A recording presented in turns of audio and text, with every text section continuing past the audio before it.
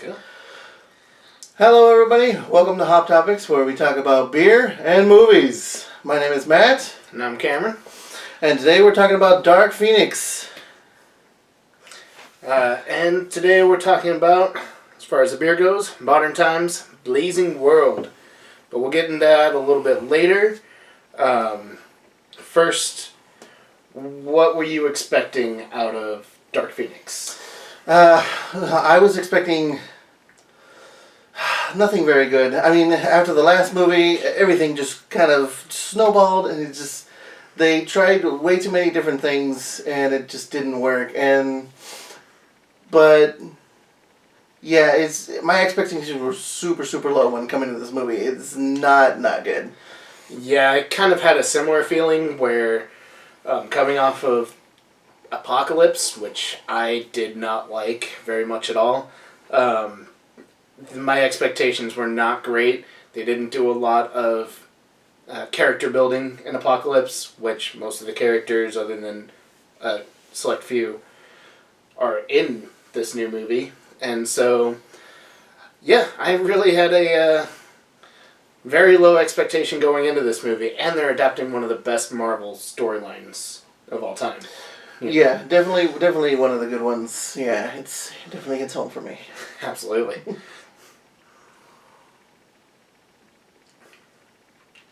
I'm going to get into how tasty this beer is later, because it is tasty. So what do you think overall about the movie? Overall, I thought it was pretty good. Some of the pacing was a little bit jarring, but it was well acted. I didn't really have any problems or anything with the acting. I thought it was overall well shot. Very much very forward with the practical effects, more so than a lot of Marvel movies or past X-Men movies. But I mean, there still was a lot of CGI. But I thought it was good. I thought it was definitely good. What did you think, man? Overall, solid movie. Way better than Apocalypse, at least in my opinion. I didn't have too many moments where I'm just like, oh, this is dumb. Why are you doing this right now? I agree. Pacing was felt a little rushed, but, my overall feelings about the movie were positive.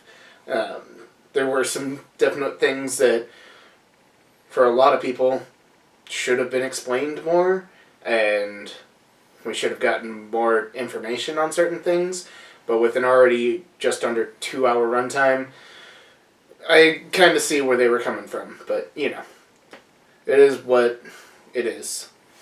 So, how does the movie start?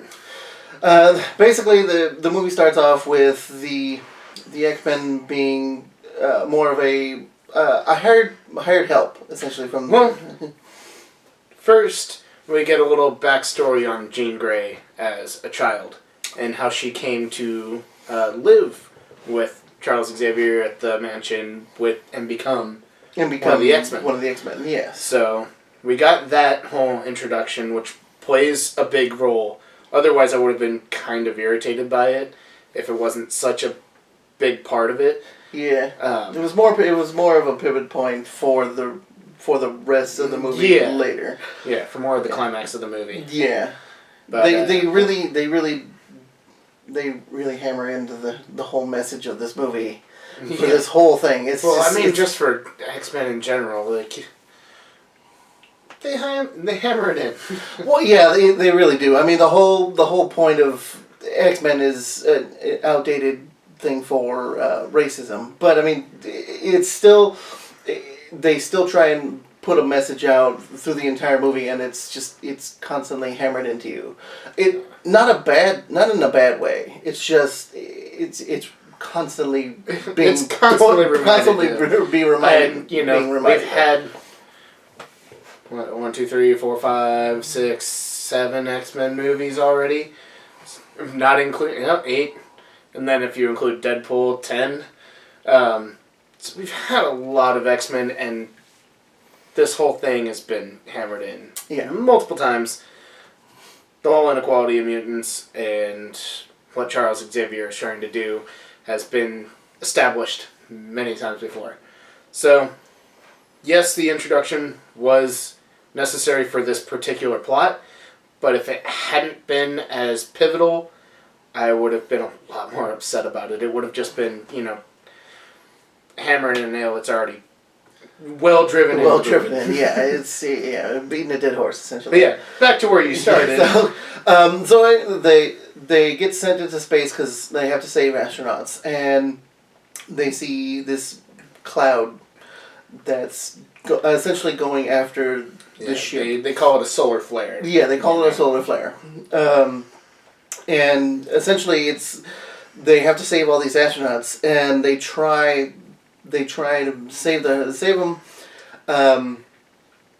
and somehow Jean's on the ship, and she gets this solar flare, we'll say, sure. Yeah. Basically gets absorbed into her, and that's when the story essentially begins. Yeah. It's worth mentioning right here that the character Mystique is very against doing a lot of this in the first place. It's kind of Xavier that pushes the plot into why Jean was on the ship in the first place. So we kind of get a little, little plot building, little character building. So that was good. Not just throwing them in there just to be like, hey, Jean needs to get introduced to this, solar flare thing. So let's just do it. No, there's actually reasoning and character-driven, motivations behind everything that happens. Yes, exactly. I mean, it's and that's when that's essentially what the first 20 minutes. Oh yeah, no, they get into it pretty quickly. Everything, all of this happens really quickly, really early in the movie, and which isn't a bad thing. And it just seemed like they kind of rushed. They kind of rushed a lot more in the later part of the story. I feel like them getting into what they did for the early parts was great. Just kind of they give you that origin, they give you the, introduction of the main drive for this movie, and then they give you the rest of the movie. It's a good way to, get things rolling right off the bat without giving you too much backstory and overstory and, doing a lot of things that were unnecessary. I'm sure the original version of this script was a lot more in depth about what was happening. Oh yeah, definitely. It definitely seems like it was a longer planned movie. They just had to condense it down, mostly probably due to the fact that they couldn't really make it like a 3-hour movie without it being a little dry and a lot of big parts of the movie. A lot of exposition too. Yeah, I mean, there would have been at least a solid hour of just explaining a lot of things, and they just didn't have the time. So, and I'll get into it a lot more in the spoiler review part of the show, but could have used some exposition actually. Yeah, I mean, I wouldn't not shoved down your throat exposition, but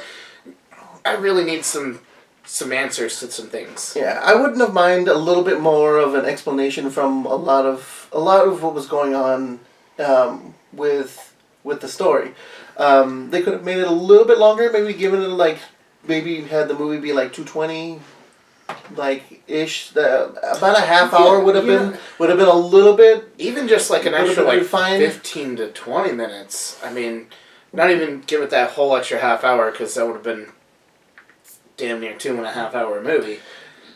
But 15 minutes. Yes, but 10 minutes even to explain some of the things that we're missing. With the extra half hour, they would have been able to space it out a little bit more and make that pacing seem less rushed. Yeah, but with a storyline of this caliber, it could have easily been 2 movies, but obviously a lot of complications and everything going on with Disney and Fox. It was never going to happen that way. Yeah. And with the way Apocalypse went, it probably wasn't going to get 2 movies in the first place. So, it is what it is. They had a little bit of rushed, but you know, overall, like, we get introduced to the driving force of the movie, and then it goes into who the main villains are for the movie directly after that.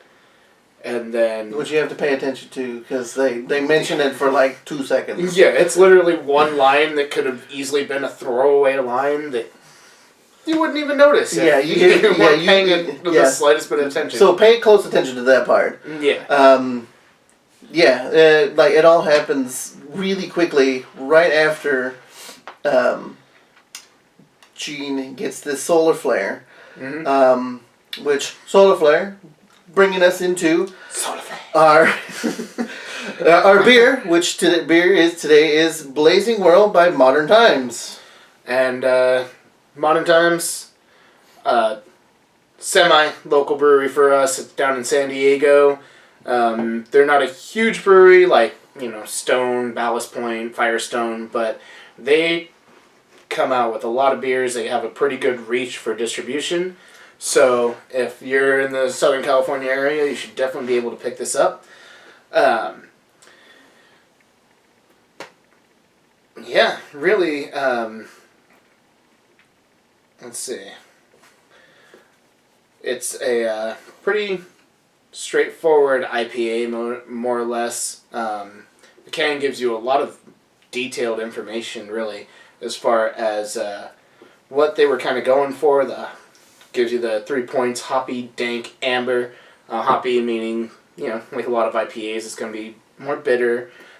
Dank, kind of getting that kind of, you get that sort of resin flavor, that sort of, I don't know how to describe it really. Never really described dank as a flavor, to be honest. And then amber as sort of like that, middle road between, like, light and dark as far as IPAs go. It's 6.8% alcohol. You get it in a 4-pack of American pints, which is 16 ounces. And it's made with Nelson, Simcoe, and Mosaic hops. What do you think of it, man? I think it's nice. It's nice. It's very refreshing. It's got a more hoppy scent to it than it does an actual flavor to it. I mean, you still get the hops, but it's more refreshing and crisp than it is like super skunky and like. Although, like that. Dipping my nose into the glass, I definitely got where dank is coming from. Yes, that smell of just kind of really floral, really, like where hops family comes from. You get that on the nose when you really get yourself in there. But yeah, it's not really hoppy so much as like you would expect from a Stone beer. It's only 60 IBUs, where a lot of IPAs are climbing into that 70, 75, 80 range. So it's nice and drinkable. It's got a nice little fruitiness to it. Yeah, overall, really enjoyable beer. Oh, definitely. Yeah, it's very smooth, very nice. Very this is definitely a beer I would buy again. I've bought it before. I've had it before, so I had a little bit of knowledge going into it. But really, just may as well, with as much beer as I drink, be my first time diving into it, and I'm quite enjoying it. Yeah, no, this is I'm going into this taste test blind. It's definitely a very nice, refreshing beer. And yeah, I mean, I like IPAs. Like, they're delicious. They're delicious beers. They're full of flavor. They're very flavorful beers. And this is very nice, very crisp, flavorful. It's just a good beer to drink. Absolutely. And just, you can sit back and just sit back, enjoy it. Or, if you're like me, you can drink it really fast and have another one. Yeah, I mean, who doesn't want another beer? You know what that sounds like? I need another drink. Another beer! Yeah. But, going off of this movie, I would give this beer a solid 4 out of 5 crazy psychic people. Yeah, I would I'd rate this definitely 4 out of 5 Sophie Turners. Yeah, this is a good beer. Very topical. Yeah, movie. Yeah. It's a good beer. And you know what? Very enjoyable. Yeah. Yeah, I love it. Oh yeah, definitely. But after that, we are going into our spoiler-filled talks about the movie. So, if you haven't seen this and you don't want to be spoiled, this is your warning. Yep. Spoiler alert. You got until I feel like stopping, drinking.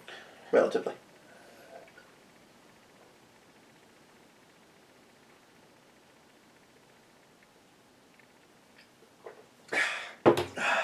Okay, well, I finished it. Anyways.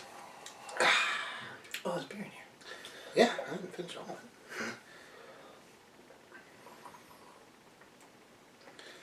it. That's that beer.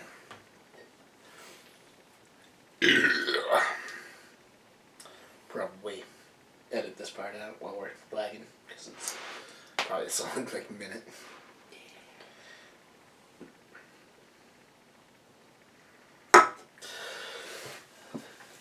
Alright, so, spoiler time.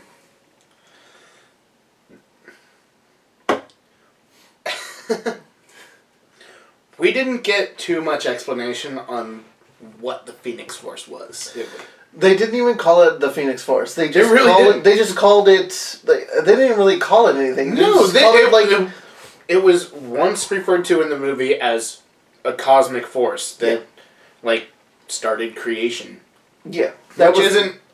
That was it. Continuity for really it was part of creation in the comic books, but it wasn't what started creation in the comic books. Yeah. There's a heck of a lot more going on in that background. Yeah, it was in the comics. It was a force of life and death and rebirth, and it was more significant like that than it was, starting life and just destroying worlds. Yeah. Another thing is the alien race that they bring into this was super out of left field. Yeah. They don't even give any explanation. there was really no hint at the beginning of the movie. Going into the movie, if I hadn't paid attention to the trailer, I wouldn't have even known there was another bad guy in the movie. Yeah. I literally would have just thought it was them fighting Jean Grey with the Phoenix Force in her. And, knowing what I know, that was already a losing battle. They would have just had a really hard time. Mm-hmm. They never established too many of the other characters as stable characters. Yeah, Omega level mutants. Yeah, I mean, they didn't even in this movie they didn't even really establish the fact that there was a rating system such as Omega level mutants. Yeah. That's another thing. That hadn't been a thing yet. So I mean that started that whole aspect of that, which was also really weird because they they just expected there was a cap of everything. No. Yeah, I mean, in the comics, there was never really a rating system until a certain point. Yeah, when then there was the Phoenix Force. Yeah, it was okay, how do we gauge this cosmic power to what we already know? Yeah, and you gauge it by creating a whole new class of mutants, and then even giving the opportunity for mutants we already knew to reach that level at some point. So... Yeah, it took basically for mutants, only certain mutants can attain Omega level achievement, essentially. Mm-hmm. And very few... of the actual X-Men characters or X-Men and the universe have been able to achieve Omega level status. Yeah. A lot of times, even in the comics, the Phoenix Force recognizes Omega level mutants, and which a lot of times it comes and goes, but it's still a part of the comics and why the Phoenix Force goes after a specific person. Usually Jean Grey. She's the only Omega level psychic, I think. In the comics there's a few, but I mean in the Marvel continuity for the movies, it's just her. Yeah. but yeah, like they don't explain the Phoenix Force. They don't explain the aliens. They don't. Are? The Dabari. The Dabari. They're alien tree people. They're alien tree folk that essentially can take the form of other people. Which, if you watch Captain Marvel, you know the Skrulls can already kind of do that. Do that same sort of thing. Exactly. But they also gave them psionic abilities and superhuman strength. Yeah. And regenerative abilities. Which was super. I mean, I understand for the plot, but it was it definitely had me confused as to like actually who they are. Yeah, and, like they say the Dabari, but when they show everything that they do and they can do and how they're not affected by different powers and how they can take a hailstorm of bullets without flinching. Yeah, I was definitely like, wait, are these really them? Is this some? I guess they're just kind of. They're like, this is our last movie, so let's just go ahead with it. Yeah, it just seems like they took the Fox just kind of went into the hat of Marvel alien races and picked one out. Yeah, that would best suit the plot for so this. Like, all right, which movie. one is associated with Dark Phoenix? And this one. Yeah, they have like 2 chapters. Which I mean, the Dabari are associated with the Phoenix Force, but it's one aspect. Yeah. It's really small. They could have literally just focused on Jean Grey as the main villain, the main antagonist for this movie, and I think it would have been a lot better. Oh yeah, definitely. And they wouldn't have had to do exposition for the background characters, for the alien race that pops up out of seemingly nowhere and just kind of shoehorns their way into the movie. I mean, I understand why they actually gave the movie an actual like villain race, but I mean like because they still want Jean Grey to be a good person, which I mean like if you read and like followed the Phoenix Force like saga in comics, she eventually does become a good person. Yeah. Sacrificing herself for the betterment of essentially everybody, and she dies. That's what happens. Like she dies. Like she sacrificed herself to be consumed by this force to essentially continue searching the cosmos for its next person to inhabit. And then she comes back. Well, I mean, again, she has the Phoenix Force. I mean, it's a Phoenix, reincarnation, rebirth, that whole thing. I mean, it's just a part of the Phoenix mythos. Yeah. Which, I mean, makes sense, but again, lends to the character is never dead in Marvel. So. Yeah, there's always something to bring him back, but I mean, it seems like they're trying really hard to not bring people back from the dead. Unlike Fox, which I mean, like they've changed the timeline like 3 different times. Yeah. So I mean, like. Well, I mean, a couple times. Well, I mean, the main timeline changed. There was the main timeline for 1 through 3, and then the timeline changed. And then they split for First Class, and then they met with Days of Future Past. Fantastic. That movie was great. That is right up there with X2. Was my favorite X-Men movie. Dude, Logan. Yeah, Logan. Logan was a great movie. Great movie. I wish we could do a review for Logan. Maybe we'll do that as a offhand. We could do that. Offhand, Yeah. But like, yeah. Let us know if you wanted to see a review of Logan. But I mean, like, a lot of these movies, it's either really good or really bad. Yeah. Like, there's usually no in between. In between the two. I think this movie kind of dances that fine line right in between. Like, if it had gone anywhere more towards bad, it would have just been a straight up bad movie. But it kind of tilted more towards the good side. The action, the characters, the acting, everything was on point for this movie, so it kind of tilted more towards that good side, and that's why I'm kind of giving that overall rating. But Hey, we haven't even gotten into the biggest spoiler of the movie. Like, almost the biggest driving point for most of the characters in the movie. Mystique. Mystique. Yeah.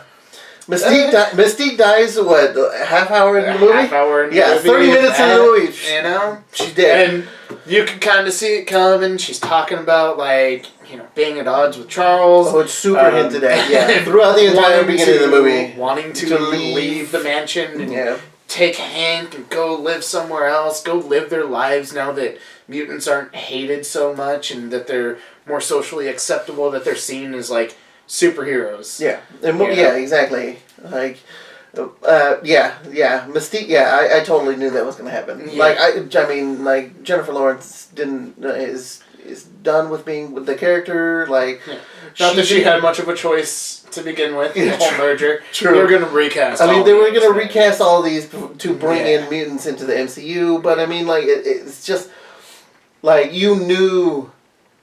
Like, you had a feeling that she was going to be gone, so... If you've watched any movie ever. Yeah, exactly. You pick up the hints, so... Yeah, so... We get introduced to the Phoenix Force.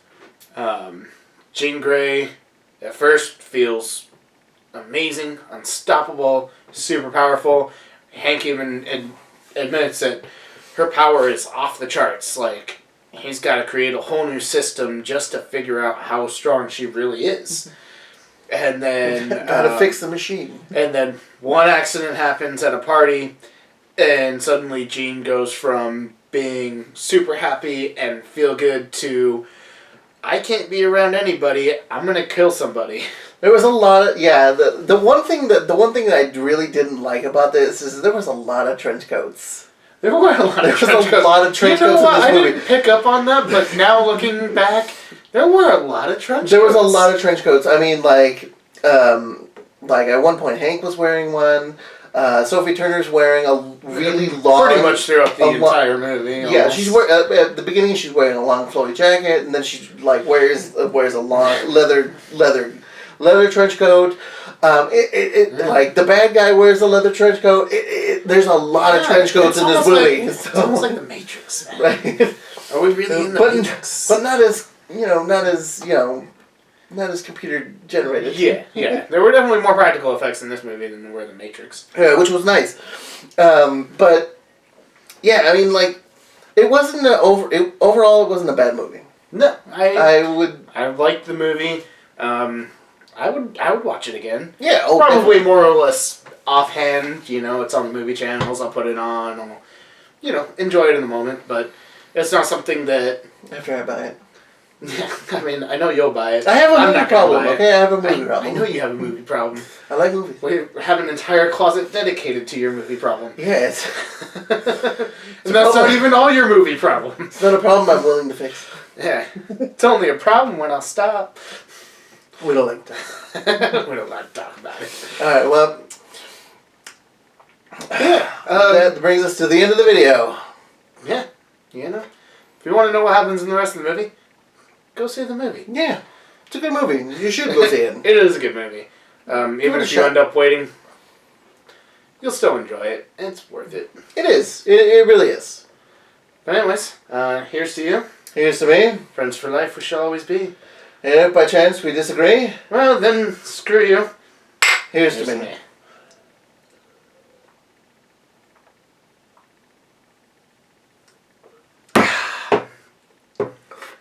Cheers.